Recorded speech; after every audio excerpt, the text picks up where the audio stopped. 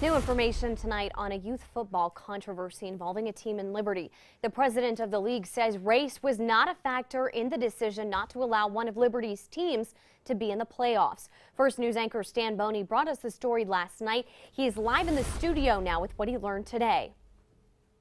Well, Chuck Duran is president of the 12-team Steel Valley Youth Conference. He told me today the reason Liberty's midget team is not in the playoffs is because Liberty violated league rules and that race was not an issue. The allegations of racism were made yesterday during a meeting with parents and coaches of the Liberty Little Leopards. Liberty's midget team, kids around 12, was denied a playoff spot after league officials determined Liberty had used ineligible players.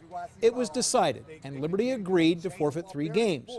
Coaches in Liberty were led to believe they could still make the playoffs, only to later learn spots were decided by division wins and not overall wins, which kept Liberty out.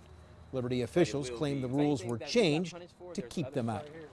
Duran said that at a meeting in March and again in September, the playoff process was discussed, and both times the process passed unanimously.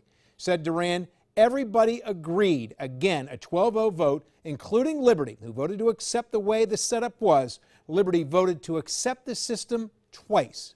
Now here's what Conference President Chuck Duran had to say on the issue of race. He said, "We have many teams in our league that have many black players. Race never enters into any decision we make. We would never make any decision based on race." On Liberty's midget team not making the playoffs, Duran says they're not in the playoffs because the organization violated the league rules and they had to forfeit games, which then did not leave them enough wins to earn their way into the playoffs.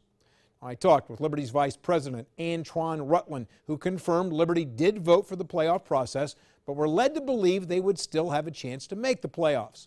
Rutland had said they planned to file a lawsuit today to have its midget team included, but we have not heard that lawsuit was ever filed. Stan Boney, WKBN 27 First News.